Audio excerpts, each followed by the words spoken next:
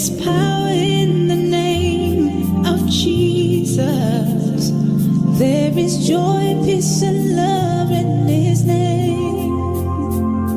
You will find all the answers to your questions in His name. In His name. Thank you for joining me here on Life Thriver, where we don't focus on just being a trauma survivor, but a life thriver. I'm MJ, your host, and we are going to be doing an 8-part series on self-compassion as found on Dr. Kristen Neff's website at www.self-compassion.org, where she has an 8-part exercise that leads you to self-compassion. And so the first question in her 8-part question is going to be how you would treat a friend. And she has a series of questions there that she goes through, and it talks about she wants you to take each of these questions and write down your answers on paper. And that's really just part of the self-discovery so that you can start a dialogue with yourself. And in these 4 questions under this one question of how you would treat a friend, she mainly talks about tone. And she wants you to realize and recognize what tone that you would take with a friend that is hurting or is in need. And then really start thinking about what type of tone that you take with yourself when you're hurting and when you're in need. And so I went through this exercise and I did it for myself. And what I discovered for myself is I believe when I'm talking to a friend, I'm much calmer and I have a much more soothing voice. No, not that I can't get into that, come on, let's go, you can do this. I can do that and I get there, but typically I'm going to start and see where that friend is at and what they are needing before I just jump straight into the cheerleader or the tough coach. I'm going to start with that soothing, maybe kindergarten teacher, it's okay. I'm here for you. And just be soothing and find out what their needs are and meet them where they're at. And as I see what they're needing from me, then I can move on into the next stage of their need, and be more of the cheerleader on the level that they need me to be. And for myself, I don't typically take the time to do that. And that's not being very compassionate for myself. And I know it seems like, well, we should know ourselves. We should know exactly what we need in the moment, but we don't always know exactly what we need in the moment. Think about it. How often do you get asked, what do you want to eat? I don't know. I don't know what I want to eat. I don't even know what I'm in the mood to eat. I just know that I need to eat. I just know that I'm hungry, right? So we don't know exactly what we need at all times. We just know that we're in need. And so we need to take the time to have that compassion for ourselves as well. I know for myself, I tend, being a veteran, I tend to jump straight into that drill sergeant mode. Come on, MJ, you can do this. Stop your whining. Just get up and move forward. Well, that doesn't always help. That's not always helpful. At least not to start out that way. Sometimes we need that moment to cry. We need that moment that it's okay that the world feels like it's falling apart right now. Because guess what? It's not. It's not. The house isn't actually on fire. The world isn't actually falling into a hole right now. It can feel that way, and it's okay that it feels that way. And that's what we never get told, is that it's okay that it feels that way. But it is. It's okay to allow ourselves to let the world feel that way for a moment. Recognize that it's feeling that way, then recognize that it's not actually happening. My house isn't actually on fire. The world isn't actually falling apart. I'm going to be okay. Let's just figure out what we need to go from here. And that's where that self-compassion comes in. And self-compassion can be very important to get us onto that next step so that we can start being our cheerleader. And having that self-compassion means that we're able to communicate to others better what it is that we're needing from them.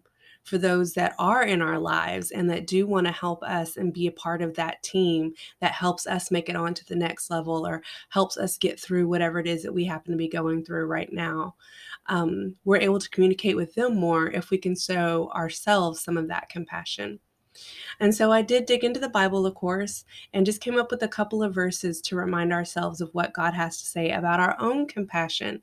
We know the Bible has a lot to say about compassion for each other, but the Bible does talk about loving ourselves. In Ephesians 5:29-30, it says, "For no man ever yet hated his own flesh, but nourisheth and cherisheth it, even as the Lord the church, for we are members of his body, of his flesh, and of his bones." So, just like God couldn't love us and hate us at the same time, we can't love ourselves and hate ourselves at the same time. We either take care of ourselves or we don't. And that's true. You're either taking care of yourself or you're not taking care of yourself. You're not doing both at the same time. So, we need to take that time to take care of ourselves, be compassionate to ourselves.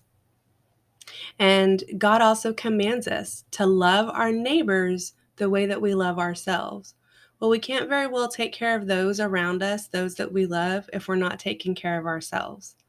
So let's make sure that we're following what God tells us to do and we're loving ourselves so that we can love our neighbors the way that we love ourselves. Also, on Dr. Kristen Naff's website are a list of guided practices, some self-meditations that you can use.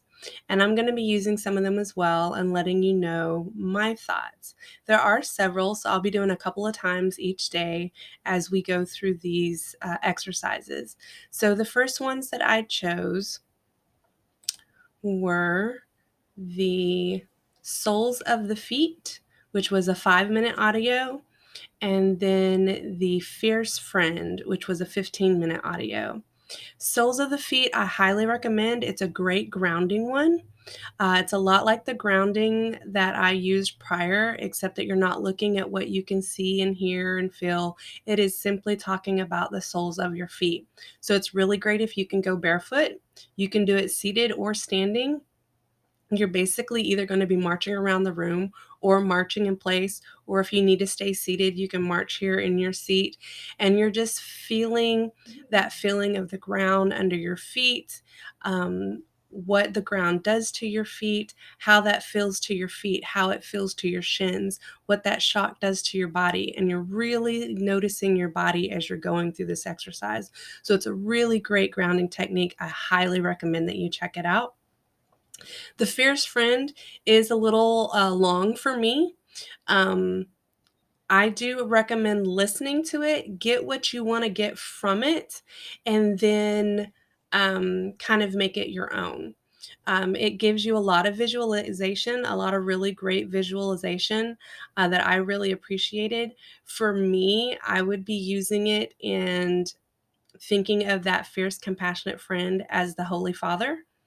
Whenever I am needing a time of compassion, this is a really great meditation. So I do recommend that you listen to it. And as I said, get what you need from it and then alter it to exactly what you need when you need it. Maybe you prefer the visualization that she uses of an animal or a best friend or a loved one that has passed on. For me, in a time of compassion, I'd much rather prefer to think of God the Father who's holding me there because he's going to have more compassion for me than anyone else ever has, ever could, ever will. And so it's a really great meditation. I do recommend that you listen to it and then just make it your own. So that's all that I have for today. I do hope that you check out Dr. Neff's website and give it all a listen. We are going to be going through the 8 exercises in each video. So I hope that you'll be joining me with those as well. Y'all have a great day and remember, be compassionate to yourself. In his name.